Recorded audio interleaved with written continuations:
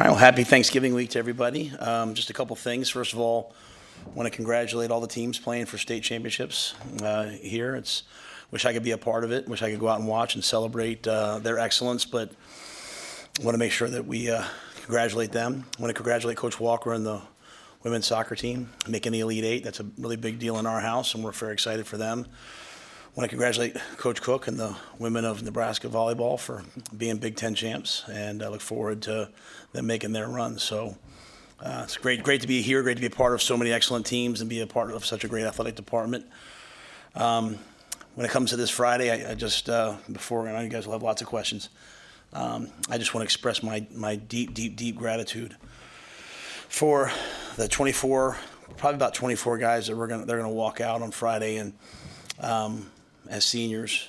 So a couple guys are still, because of COVID, some guys are still making some decisions up, but you can't do this job without buy-in from players. And these players, well, I think they've bought into us. More importantly, I think they care deeply about Nebraska football. And when I see Ethan Piper, when I see Nick Henrich limp off the field the other night, they've given us everything. They've absolutely given us everything, and I'm just very grateful. I'm also grateful for all the student workers. I asked if they could be honored in similar ways. We have equipment managers that ride 6, 7, 8 hours on buses. Student recruiting workers, student operations workers, student nutrition workers, other areas. So I'm just really grateful for all those young people and all the things that they do to allow us to have a chance to play the game. So with that, I'll just see what questions you guys have. Coach, what's your approach on the short week? How do you kind of approach this week, maybe with the time of year you're at right now compared to, say, other short weeks you've had to tackle this year? Yeah, it'll be just like Illinois. Obviously Illinois is coming off of Michigan. We went out and practiced that Sunday. We didn't practice last night. We met, we watched the tape. We got back late. I wanted the guys to go home and sleep, but we met. We went over the game tape from Saturday night. Got started with the guys on their Iowa prep. They'll be in tonight. They'll practice tomorrow. We'll practice tomorrow morning.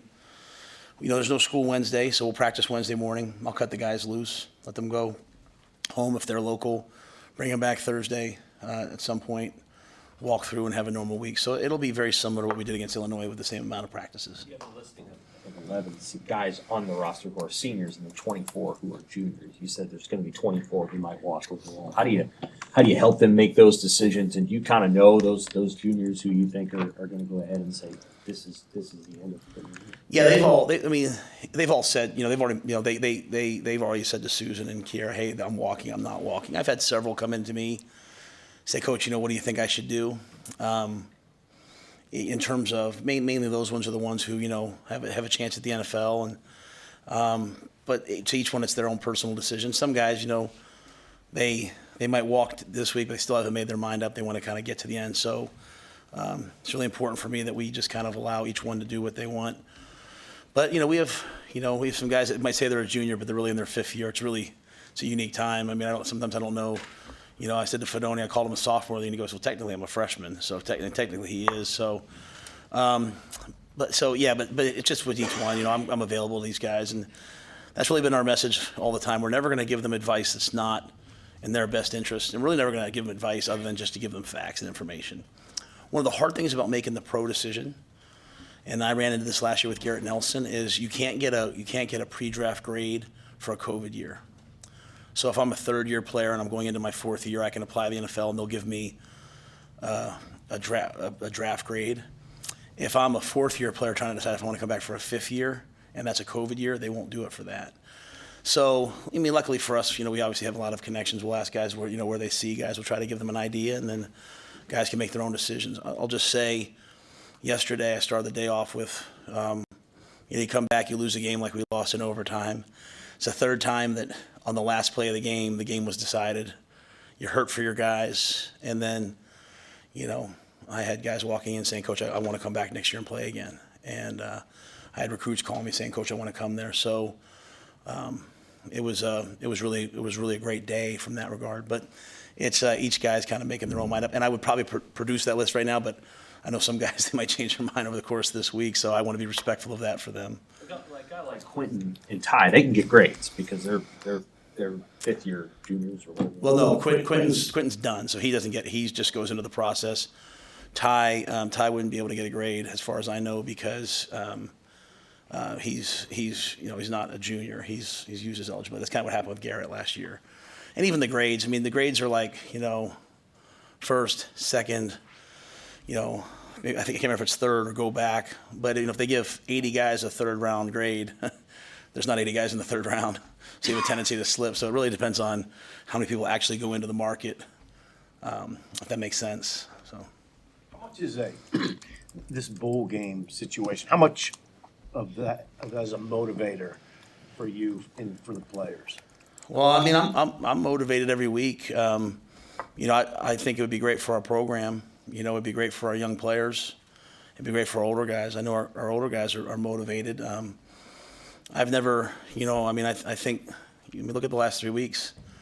We get knocked down, we get right back up, and they come back each week. And so I don't think there's any question. I don't think there's any question of, that they're motivated to try to get it done and try to get this win. And like I said, when we were at 5-3, I didn't want to just win one more. I wanted to win them all. We're sitting here at 5-6. I want to win. I want to win each week. I truly believe it when I say go 1-0 each week. But I know they want to win. They want.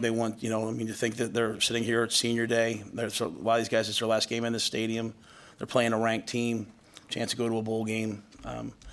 If they lack any motivation, it's all there for them. But I've seen this group do nothing but fight every week all year.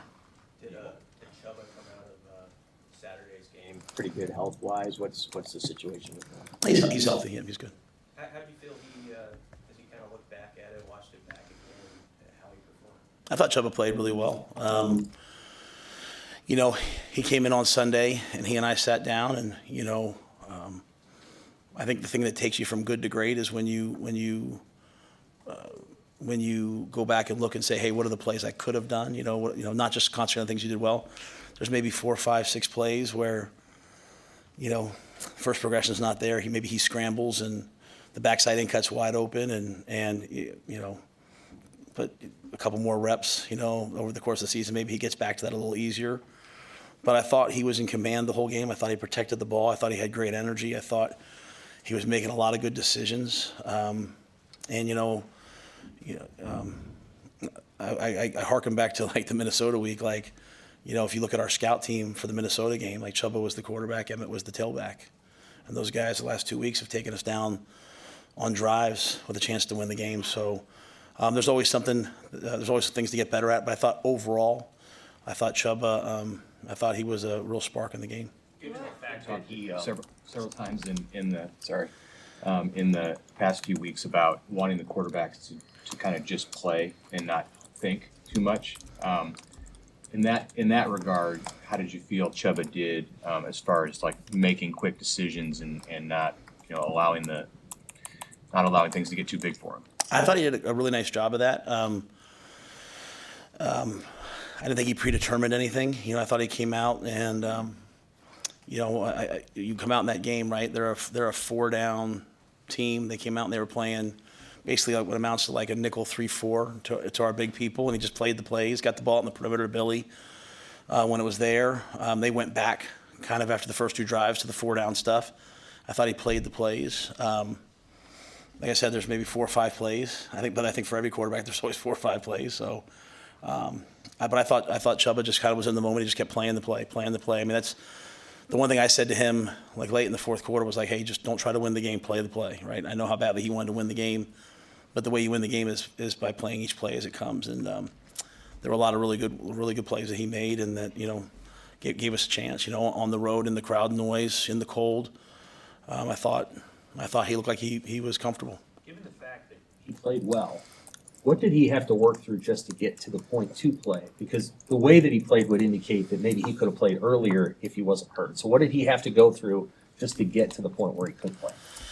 Well, I think I think when you see someone have success, it usually stems from their ability to overcome some sort of adversity. So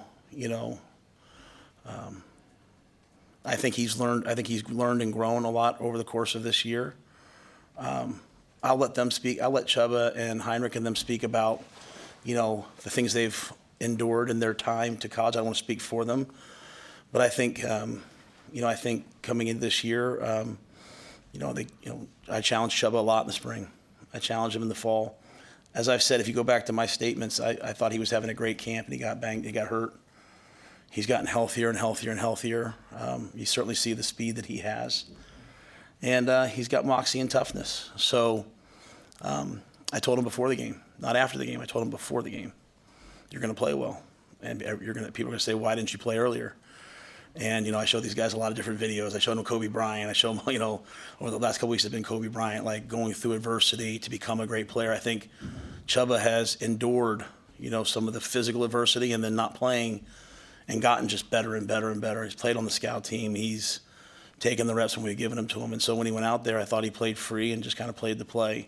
So I don't know if I'm answering your question, but I kind of told him that ahead of time because I knew he was going to play well. And I could see that when he went out there last week, and I could see that in practice this past week. Was there any specific challenge in the spring? I mean, you say you challenged him in the spring. Was there anything specific? Yeah, he was just pretty far down on the depth chart, and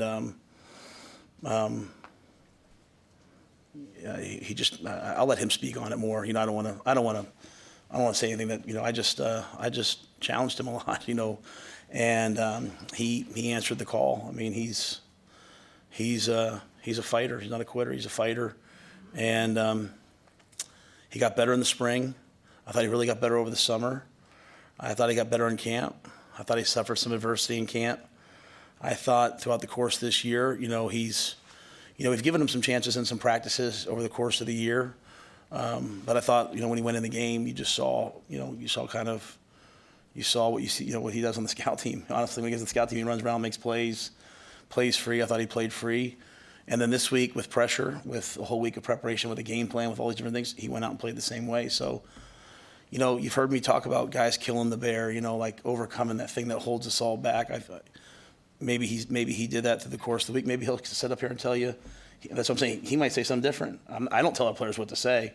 He might say, like, Coach Rhule's messed up and should have played me all along. Him and Heinrich are best friends. Let Heinrich tell you what he's been through to get to this point. We're sitting at the game and people, everyone's happy about Chubba. Like, Heinrich was 5-3 as a starter for us too. He didn't get to finish that last game. Ask him about his journey to get here. So I'm proud of all the guys. When they go out to represent us, I can't tell you how hard guys work. And really proud of Chubba. Like, he could have folded, he could have quit, and he has never done that. And that's to me, that's the mark of a guy who ends up being a good player. What stands out to you about Iowa's defense? Everything.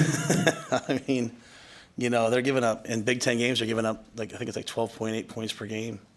I mean, they're giving up three yards a rush. They don't give up big plays. But it's all together, right? Like, so the thing about Iowa is when people try to talk about Iowa, they want to talk about the defense and the special teams. But if the offense, no, that's not how it works. Like, they know who they are. They have a formula. It's integrated football, right? Like, they've punted the ball 56 times in Big Ten play. They're gonna. I mean, it's like, I go play when I was in the NFL, we'd play the Parcells Belichick guys, right? They kick the opening kickoff down. They wouldn't kick it to the end zone. They kick it to the 3 and make you return it to the 15, and then they start just playing the field against you. And that's what these guys do as well as anybody. But they're dominant up front. They get off blocks. Coach Parker, they've been playing that defense forever. Like, the minute you line up and you run a stem, they know they've eliminated it from 50 routes down to 3. They're great at what they do. And they have really good players, and they play really hard, and they can pressure you, and they're going to control the clock on offense, and they're going to run the football on offense. They're not going to beat themselves. When you look at us, a lot of statistics are similar on offense and on defense, but they only have 12 turnovers in Big Ten play, so they've protected the ball better than we have over the course of the year. But great players across the board, great scheme, really physical, stop the run, force you into bad decisions, and then eventually they make a play. And they're so comfortable in a 7-3 game. You know what I'm saying? They're so comfortable in a 10-9 game.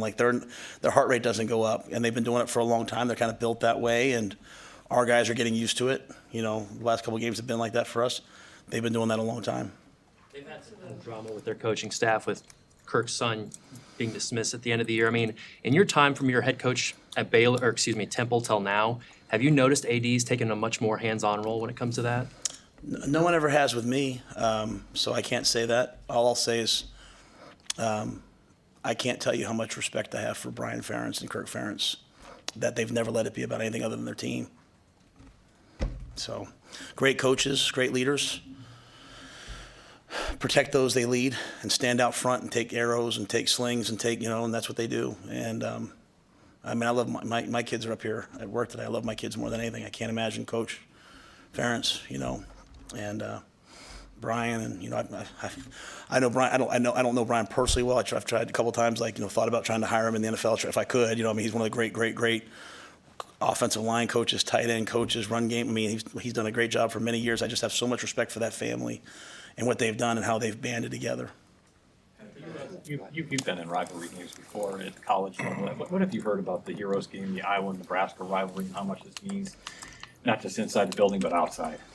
I don't get outside the building very much, but that's definitely something I've felt since I've gotten here. I know how much it means to our players. Obviously last year I took the job here the night before the game or the morning of the game. I can't remember how exactly it played out. Probably the night before, I think, and then watched the game and saw that. So, I think it has a tremendous impact, obviously, on the community, on the team, and all those things. For me, the game's about these seniors. The game's about our team. I love them. I care deeply about them. I'm grateful for them, and I want to see them win. I know you went back and watched all the games last year and practices, but what kind of a watchful eye did you have as you watched that game live last year? What do you remember about that? Yeah, and the job had been open for a while, so kind of all the jobs that were open, we were kind of watching them each week, when they were on TV, some teams weren't always on TV, but Nebraska is always on TV, so we watched it every week. But I just remember that game, just how free and loose they looked, how explosive they looked. Again, you look at this defense. Trey Palmer hitting a deep ball. They don't give those up very often, and so that obviously he's a great player. And but I just remember seeing the guys play, and I remember watching the video afterwards. Seeing Garrett Nelson crying as he exited the field, and just how much that meant to those guys personally. After the Illinois game, you mentioned, I think it's the old Pat Riley phrase, the innocent climb. Do you see players kind of buying into that or seeing that, even though you haven't got the results one of the last 2 weeks? Like you mentioned yesterday, was seemed like an uplifting day to you to have guys come in and say, I want to be here next year. Yeah.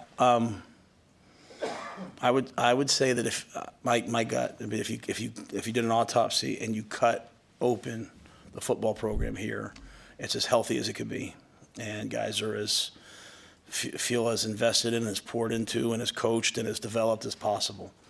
I wish we'd have blocked the kick against Maryland and won the game. I wish we would have, won the game in overtime the other night. Those results would probably be more tangible our guys would feel better to be more tangible to the outside world. I get all that. But the development is the development, and the improvement is the improvement. And more than anything else, players want to know that they're getting better. The transfer portal is going to open up all across college football, and so many people are going to be making a decision about their current, is another situation better based upon how much they're playing. And my statement to guys is always, how do you want this to end? When you're a senior, do you want to be an NFL player? Are you trending towards that direction? Not your current state, but are you improving and developing? And so I think our team, I don't think I've ever stood up here with you guys and said, hey, geez, we got this guy's hurt, that guy's hurt. I mean, I'm actually proud that when we put the third quarterback in, you guys say, well, how come? That means we probably are practicing pretty well. We're probably doing some things well. I'm proud that we put Justin Evans-Jenkins in or Teddy Prohaska in. And Teddy missed all of training camp. He's out there playing left tackle against Wisconsin in the crowd noise. And so and he's playing pretty well. So I just think, you watch Jalen Lloyd, on the bye week, Jalen and I and his parents were deciding if he should play or not, or if he should redshirt. And now Jalen's hitting seam balls for touchdowns. And so when we talk about buy-in from parents, talk about buy-in from players, I couldn't be happier about where we are. I couldn't be angrier about our record, if that makes sense. And two things can be true. Two things can be true. Hey, you said, and I know there's some obvious things, Matt. You said it'd be great for the program to reach a bowl game. What would be great about it in your mind? The number one thing is the practice. We need the reps, the practice. Like, I think like Shake Shack's about to be Jason's about to be a really good player. I think, Ruquan Buckley's been making the move over to the offensive line. He's going to be a dynamic guard, I think. I want to get him another month of playing O-line. Obviously, there'd be hey, we got there for the first time in however many years for everybody else. And I get that. Trust me. Trust me. But to me, it's about the reps and the development and the opportunity to go compete again. But more importantly, it's about winning the game to get there. Like, we got to go win the game. You wake up on Saturday morning before the Wisconsin game and you're watching other games and they're putting up the Big Ten West and we're in second place to start the day. But we didn't win, so you don't get to stay there. And so I want our guys to win one of these games so that, A, they know that they've achieved it, B, we get to practice, C, we can move some guys around and try some things. Like, if you think about it, like, we went to Wisconsin and our punt returner was a true freshman and our kick returner was a true freshman who's actually redshirting this year. So give me another month to practice with those guys. That's, to me, that's the benefit. It's the guys who are playing, but it's also, Steve, the players who are redshirting, because, when you're redshirting or you're not playing a ton, you start to say, like, am I good enough? Am I going to? When you start to have a vision of, man, they know I can play. They know what I can do. Like, can't wait for you guys to see Dylan Rogers. Can't wait for you guys to see DeAndre Barnes. Jeremiah Charles played for the first time. It's still his redshirt year. Those guys are going to be excellent. I can't wait for you guys to see Bryce Turner. So another month with those guys would be great. But most importantly, to go win the game, to go win a game and earn it, I think it's what good teams do down the stretch. Hey, Coach, you mentioned December 4th and that portal date. How do you and other coaches manage next week? Is it pretty stressful to kind of sit down with your team and kind of figure out what's going to go on with your players before that December 4th date hits here? Yeah, I honestly don't see any of it as stressful. I 100% am in this position to help young people say that they had a better life because they played for me. That's 100% why I do it. You guys people might not believe that, but it's 100% why I do it. I could be home sitting out and be in the job cycle right now and probably be okay. I love it. I love being around young people. It's been one of the best years of my life. And so if one of our players' life is going to be better for having gone somewhere else, like, hey, you know what, Coach, I really want to play. I don't think I'm going to play. I'm going to help them. Now there's an added thing nowadays where sometimes, other teams are trying to buy your players. Like, it happened last year. And I don't know if some of those players who left because they got more money somewhere else, or they got money somewhere else, I don't know if that was the right thing for them. When I look at the stats sometimes, maybe that wasn't the right thing for them. But my job, just like my kids, like my son's deciding where to go to college. I don't tell my son, you have to come to UNL. I said, well, go look at South Dakota State. He makes the decision, right? So I look at next week as an unbelievable opportunity to sit down with players and talk about what you see with them and what you see that they can be. I don't know if young people get that enough, right? Like, I'm going to sit down with every single player, walk on scholarship, and just talk about, where I see them, what I think they can do, and then have them talk to me. Hey, Coach, the good thing for me is, most of these guys I have that kind of relationship with already, where I'm already sitting down with them. But it might be right for someone to go somewhere else. It might be right for someone to sit here and just fight it out and tough it out. So I have those conversations, though, Sean, all year long. Like like with Jalen, like Jaden Doss. James Williams last week. We have those conversations all year long with everybody. I'm having them with seniors today, so we'll have them next week. I bet you most guys will want to stay here. It's a really great place to be. It's a really good program to be in. And if it's not right for somebody, then we'll help them with all that we have. How do you handle the other side of that?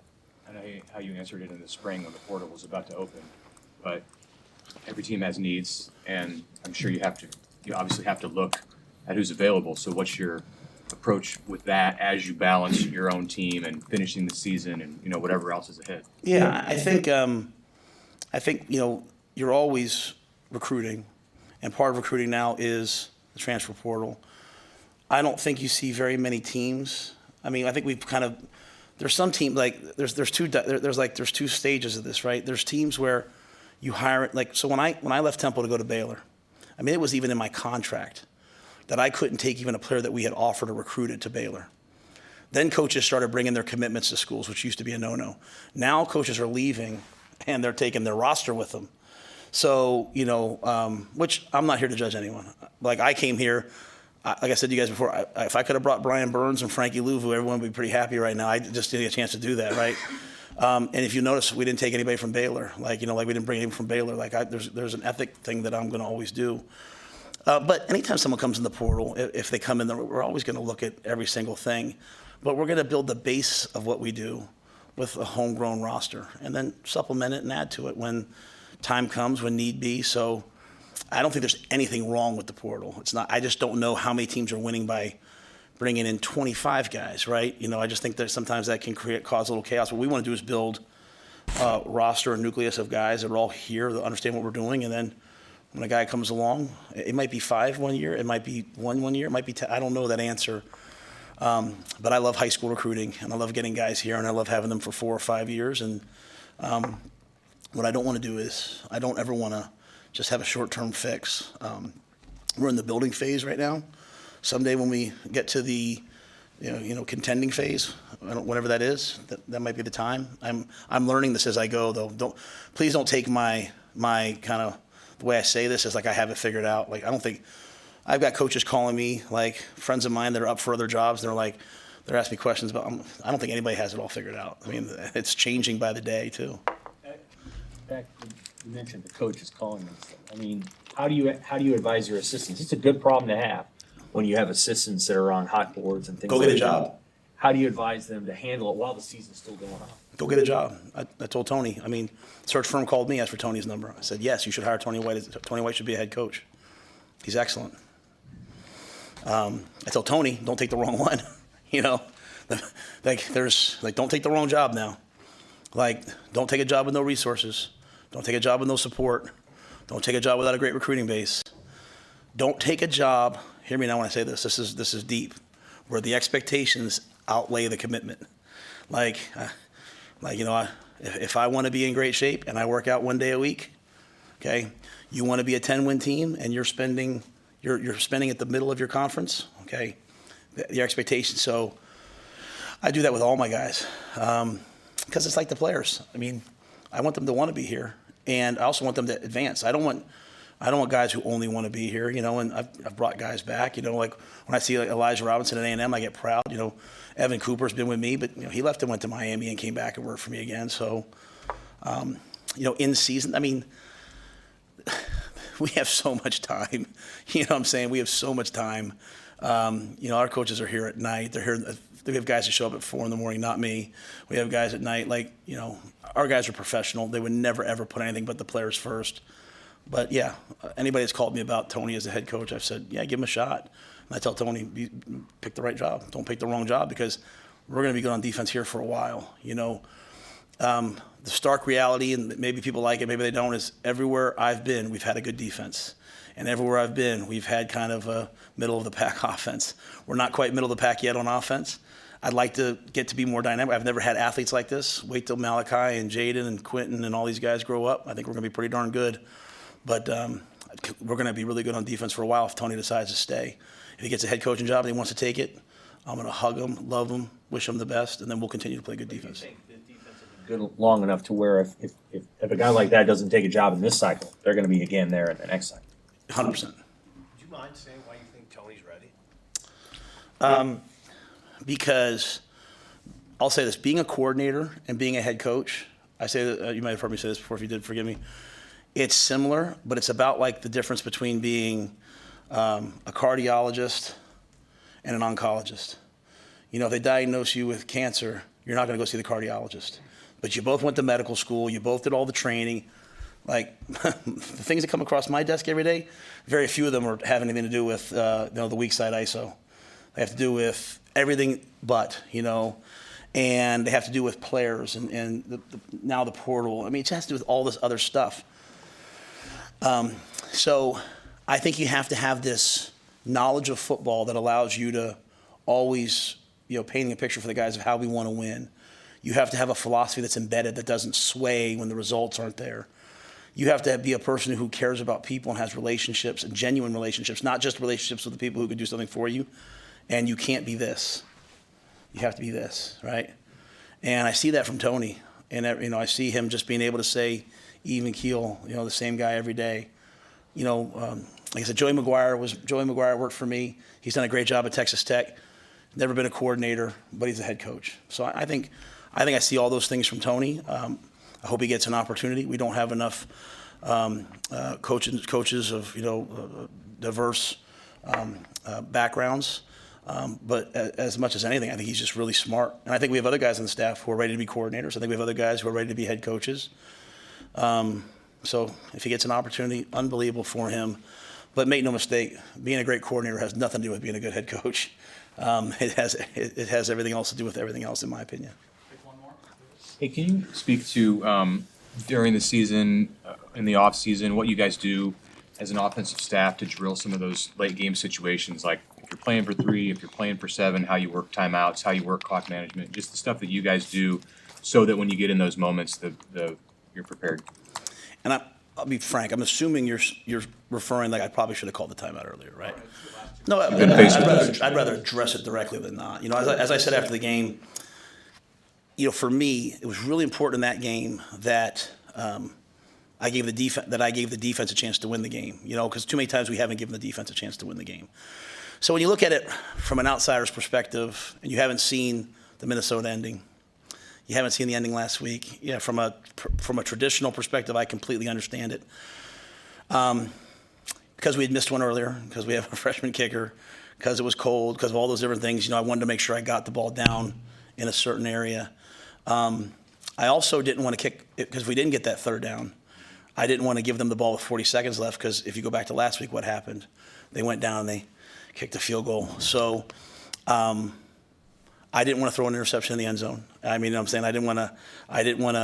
wanted to be conservative to get the first down, make sure we had the first down, not give them time to go on and kick the field goal. I thought we were playing really well on defense and we would stop them in overtime and win the game. Or we'd have a chance, let's say, hey, make sure we have a shot at the end zone. If I could go back, like I said after the game, I'd have called the timeout with 30 seconds and had 2 shots in the end zone. I don't know for us how many shots we're going to hit from like the 18 to 20 yard line. So I say all that to say, you make those decisions based upon your team, right? So in the offseason, we do it based upon other teams and the analytics. And, the analytics told me to go for it on 4th and 2 on the previous drive. My gut was to punt the ball down, that we were going to stop them. That was right. My gut was Michigan State. It said to go for it on 4th and 7. That's what the analytics said. I punted the ball down. We got the stop. So, I think sometimes you have to take – I take the analytics, they give it to me, and I also kind of take what we have. And I'll be perfectly honest with you, like, we get that ball to overtime, we have them in 3rd and 10, we have them in 3rd and 8, and unfortunately we just don't make the play. But I stood in front of the team and said, hey guys, I wish I would have called the timeout with 30 seconds and given you 2 shots. In terms of practicing it, we practice those things every Friday. We practice those things every Thursday, either or. We practice them all off season. I think when you see a quarterback who's been on the scout team not get a ton of reps and he takes the ball from the 93 or the 94 and drives it down, it's pretty good coaching by Sat and Garrett and all those guys. We took the ball down last night, with 3 minutes left, and there's just a fine line there of, hey, let's score. Let's guarantee a field goal. Let's try to score a touchdown and end this game, but let's not give the ball back to them. Unfortunately for us, again, I think I said it after the game. I had a lot of people say to me, why didn't you guys just run the ball the week before against Maryland? Because we would have, kicked the field goal and given them the ball back with 2.5 minutes left, or 2 minutes left had we kicked the field goal the week before. They got the ball back at the 25-yard, then they went down and kicked the field goal. So it's a fine line there. In terms of balancing it, we go through all the different things. We have parameters that we use of when to use timeouts, when not. We use the analytics, outside service. We practice it. But in the end, you have to make a decision. And what I don't believe in is resulting. And that's when you balance your decision based upon how the result comes out. You make the best decision. If I could go back, I would have called the timeout with 30 seconds. I'd have given them I'd have given them 2 shots. But what I didn't say after the game is, really, because after the game you're pretty emotional. I just did not want to kick that field goal with 45 seconds, make the field goal, and then give them a chance to go down and tie it. Win the game. I wanted to at the very least get it to overtime because I thought I was really starting to see our defense emerge. And, we had 2 third downs that we gave up. We had a penalty on offense, just didn't make the plays. But as with everything else, all those things fall squarely on my shoulders. Like I said, I'd much rather answer it like directly like this. Like I told the team, I said, guys, I wish I'd have done this for you. I wish I'd have given you one more shot. That's part of all this. I have players come into me and sometimes they have tears in their eyes. Say, Coach, I wish I'd have done this. We do the best we can. We come out the next week. But it was thought out. It wasn't like it was, just, hey, we don't know what we're doing. I just felt like I owed it to our defense to guarantee that the game continued. Thank you. Good to see everybody. Happy Thanksgiving, everybody. Thank you.